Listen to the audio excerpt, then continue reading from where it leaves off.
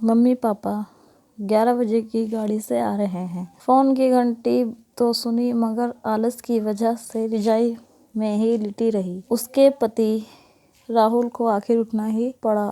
दूसरे कमरे में पड़े फोन की घंटी बजते ही जा रही थी। इतनी सुबह कौन हो सकता है जो सोने भी नहीं देता। इसी चिड़चिड़ाहट में उसने फोन उठाया। हेलो कौन? तभी दूसरी तरफ से आवाज आई। सुन सारी नींद खुल गई। नमस्ते पापा। बेटा बहुत दिनों से तुम्हें मिले नहीं, सो हम दोनों 11 बजे की गाड़ी से आ रहे हैं। दोपहर का खाना साथ में ही खाकर हम 4 बजे की गाड़ी से वापस लौट जाएंगे। ठीक है। हाँ पापा, मैं स्टेशन पर आपको लेने आ जाऊंगा। फोन रखकर वापस कमरे में आकर उसने रचना को बताया कि मम्मी पापा 11 बजे की गाड़ी से आ रहे हैं और दोपहर का खाना हमारे साथ ही खाएंगे।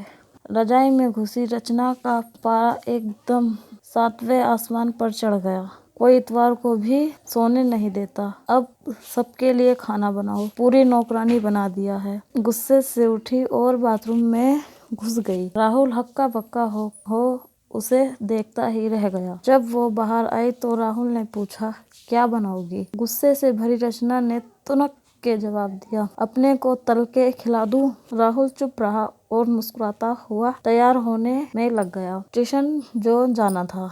थोड़ी देर बाद गुस्सेल रचना को बोलकर वो मम्मी पापा को लेने स्टेशन जा रहा है। वो घर से निकल गया। रचना गुस्से में बड़बड़ाते हुए खाना बना रही थी। दाल सब्जी में नमक मसाले ठीक है या नहीं की परवाह किए बिना बस करछी चलाए जा रही थी। कच्चा पक्का खाना बनाकर बेमन से पराठे तलने लगी। तो कोई कच्चा तो कोई जला हुआ। आखिर उसने सब कुछ खत्म किया। नहाने चली गई। नहा के निकली और तैयार हो सोफे पर बैठ मैगजीन के पन्ने पलटने लगी। उसके मन में तो बस यह चल रहा था कि सारा संडे खराब कर दिया। बस अब तो आए, खाएं और वापस जाएं। थोड़ी देर में घर की घंटी बजी तो बड़े बेमन से उठी और दरवाजा खोला। दरवाजा खोलते ही उसकी आंखें हैरानी से फटी की फटी रह गई और मुंह से एक शब्द भी नहीं निकल सका। सामने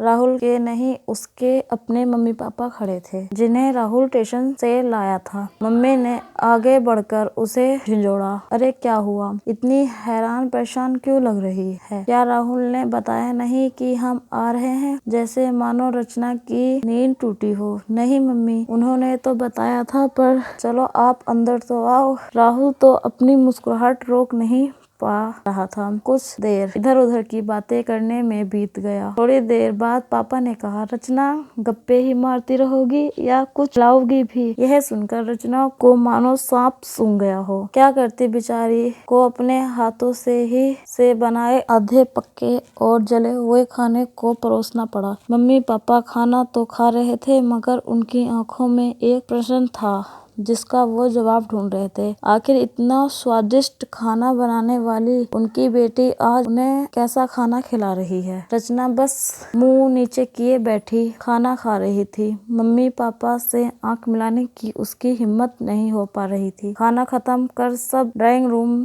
में आ बैठे। राहुल कुछ काम से अभी आता हूँ कहकर थोड़ी देर के लिए बाहर निकल गया। राहुल के जाते ही मम्मी, जो बहुत देर से चुप बैठी थी, बोल पड़ी, क्या राहुल ने बताया नहीं था कि हम आ रहे हैं? तो अचानक रचना के मुंह से निकल गया, उसने सिर्फ ये कहा था कि मम्मी पापा लंच पर आ रहे हैं। मैं समझी उसके मम्मी पापा आ रहे हैं। फिर क्या था? रचना की मम्मी को समझते देर नहीं लगी कि ये मामला है। बहुत दुखी मन से उन्होंने रचना को समझाया, बेटी हम हो या उसके मम्मी पापा, तुम्हें तो बराबर का सम्मान करना चाहिए। मम्मी पापा क्या, कोई भी घर आए तो खुशी खुशी अपनी हैसियत के मुताबिक ही सेवा करो। बेटी जितना किसी को सम्मान दोगी उतना ही प्यार और इज्जत मिलेगी। जैसे राहुल हमारी इज्जत करता है वैसे तुम्हें भी उसके माता पिता और संबंधियों की इज्जत करनी चाहिए। रिश्ता कोई भी हो, हमारा या उसका, कभी फर्क नहीं करना चाहिए। रचना की आंखों में आंसू आ गए और अपने को शर्मिंदा महसूस कर उसने मम्मी को वचन दिया कि आज के बाद फिर ऐसा कभी नहीं होगा।